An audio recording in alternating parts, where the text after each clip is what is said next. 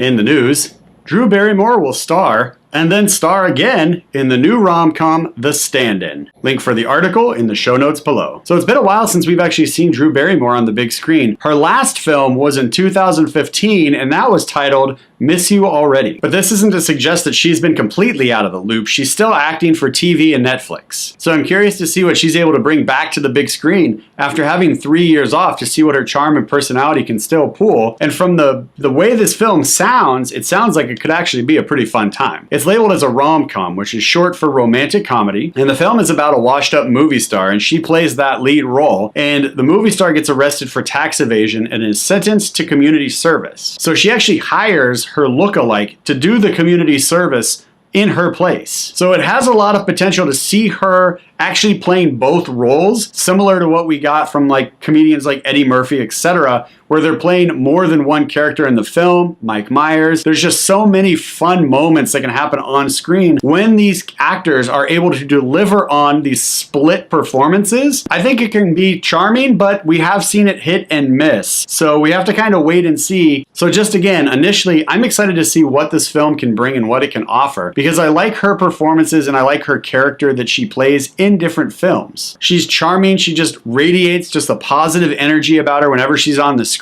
There's just something special about her performances, and I think that's why we as an audience keep going back to her movies time and time again. So I'm excited to see more from this film as it continues to develop, and I'm sure we'll be covering it here on the channel. Comment below with your thoughts. Williem Dafoe joins Edward Norton in Motherless, Brooklyn. The film is set in 1954's New York, where Tourette's syndrome affected private eye Lionel Esrog witnesses the murder of his only friend and mentor by shadowy thugs. So I'm actually very curious to see what comes from this film, because from that initial just little synopsis that I just read from the Deadline article, which you can find in the description box below, it sounds like it has the leanings to be a possible like mystery meets comedy, but with these two guys in it, I'm not necessarily sure it's going to be a straight up comedy as much as it might be like a darker comedy if it has any comedic tones at all. Because when you're a private detective and you have Tourette's, there is a leaning to make that comedic, but they also might play it very straight and make it much more dramatic. Like this is an ailment that's affecting his ability to do his job, as opposed to it being something more comedic and lighthearted to provide some levity in what sounds like an intense and disturbing film. And when you get two actors like Williem Dafoe and Edward Norton, and they're going to be paired up with each other in this detective piece set in the 1950s, I think this has a lot of potential. Now, I did some research, and from what I could tell, the last film that they were in together was actually the Grand Budapest Hotel back in 2014. So if I'm wrong on that, go ahead and fact check me and throw it in the comments below and let everybody know what the last film they were in together was, because my research said 2014 Grand Budapest Hotel. Further in the article, it goes on to state that there's this whole like real estate political maneuvering that's going on to try and like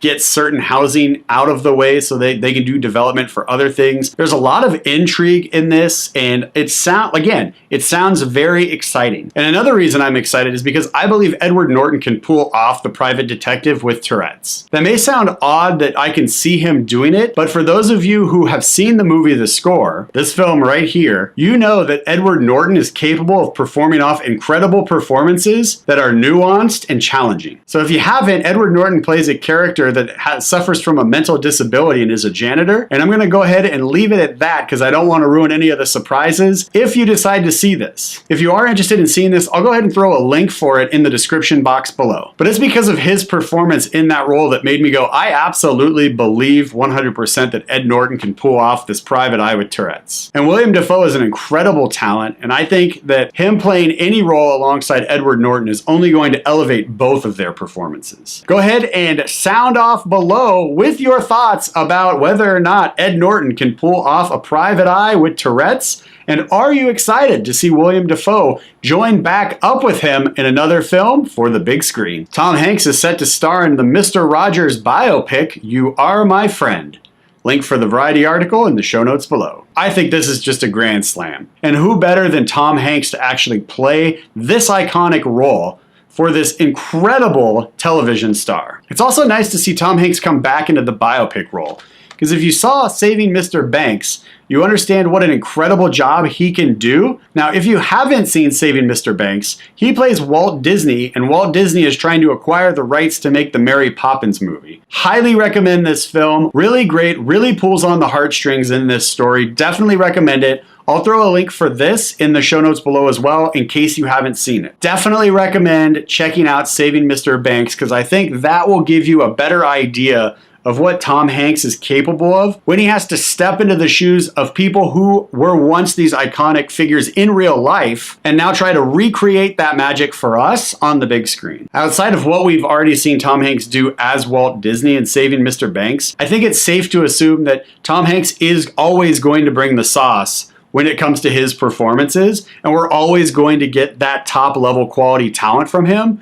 no matter what his role. And then you tell me he's gonna be playing Mr. Rogers. It's like, look, I'm already in the boat, ready to go on this adventure. If there was more of me to put on the boat to go with us, I would. But this just like, I was like, Tom Hanks, yep. Tom Hanks is Mr. Rogers, triple yep. Cannot wait to see what comes from this film. Now, the Variety article down below in the description box doesn't cover anything about the Mr. Rogers documentary that debuted at Sundance, which I believe was probably a catalyst for helping to get this film made, because in the article below, it actually mentions how this film was once on the blacklist. So it's entirely possible that after the documentary released at Sundance and got a lot of really great high praise from everybody there, that the studios went, okay, let's go ahead and remove this script from the blacklist. Let's get this film made, and thank goodness we've got Tom Hanks to play the role. So I'm pretty excited to see what's gonna come from this film. I'm also excited to see this documentary that debuted at Sundance. Go ahead and comment below with your thoughts about Tom Hanks playing the iconic Mr. Rogers. All right, let's move into honorable mentions this week. Honorable mentions: F. Gary Gray is in talks to direct a Men in Black relaunch. John Logan was hired by Paramount to adapt the Leonardo da Vinci biography by Walter Isaacson. Octavia Spencer is teaming up with Tate Taylor once again for a psychological thriller entitled Ma with Blumhouse.